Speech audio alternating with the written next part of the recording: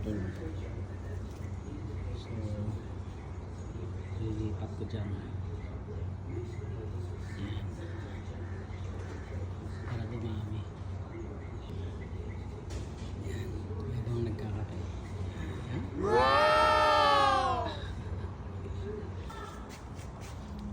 Ayan.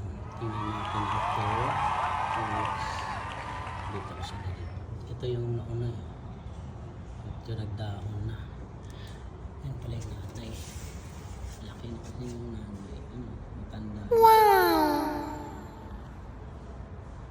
Matanda na siya. Kapatid. Hindi ko alam na may malunggay pa. Tutubo.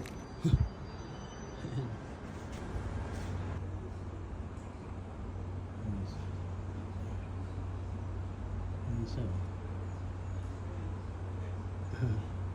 lagi dito yan eh. Kaya lang baka sa akin.